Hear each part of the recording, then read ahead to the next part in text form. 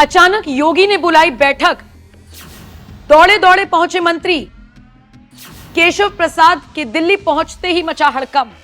नमस्कार, आप देख रहे हैं एनएमएफ न्यूज, आपके साथ मैं हूं नम्रता चौधरी। उत्तर प्रदेश में सियासी उठापटक लगातार जारी है। आप जानते ही हैं किस तरीके से केशव प्रसाद मौर्य दिल्ली पहुंचे और जेपी नड्डा से उनकी मुलाकात हुई।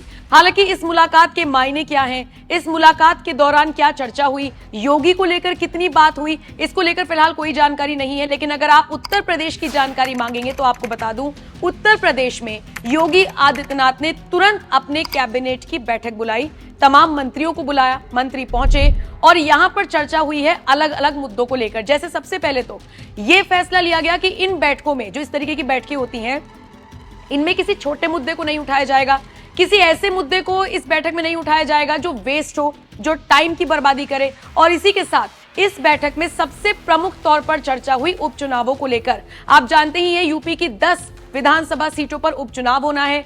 इनमें से 9 सीटें तो ऐसी हैं जिनके विधायक सांसद बन गए हैं और इसीलिए ये सीटें खाली हो गई हैं और यहां पर होना है चुनाव। अब ये चुनाव बीजेपी के लिए बहुत जरूरी है और ऐसा इसलिए क्योंकि नतीजा देखा है यूपी में लोकसभा चुनावों के दौरान सीटों का क्या हाल रहा।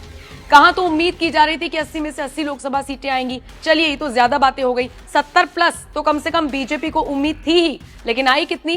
33 सीटें। और अगर गठजोड़ करके भी आप देखेंगे तो 40 तक का आंकड़ा पार हो पाया, जबकि अकेले अखिलेश अपने दम पर 37 सीटें ले आए। कांग्रेस पिछली बार के मुकाबले बहुत अच्छा प्रदर्शन करती हुई नजर आई और इसीलिए मंथन का दौर लगातार बीजेपी में चल रहा है। और इस मंथन के बीच में अगर उपचुनाव पड़ रहे हैं तो ऐसे में ये जीतना और इन पर फतेह हासिल करना बीजेपी के लिए कितना जरूरी है, इसका अंदाजा आप लगा सकते हैं। तो इस बैठक में मंथन हुआ।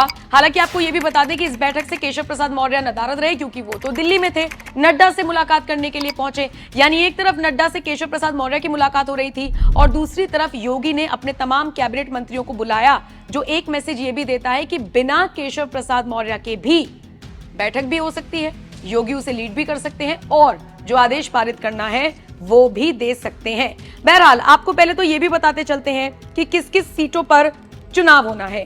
देखिए, लोकसभा चुनावों में 9 विधायकों के सांसद बनने के बाद जो खाली हुई सीटें हैं वो है कटेरी, मिल्कीपुर, करहल, फूलपुर, मंझवा, गाजियाबाद, मीरापुर, कुद्रकी और खैर विधानसभा सीट, जहां पर चुनाव होना है। इसके अलावा कानपुर की सीसामऊ सीट पर भी उपचुनाव होना है।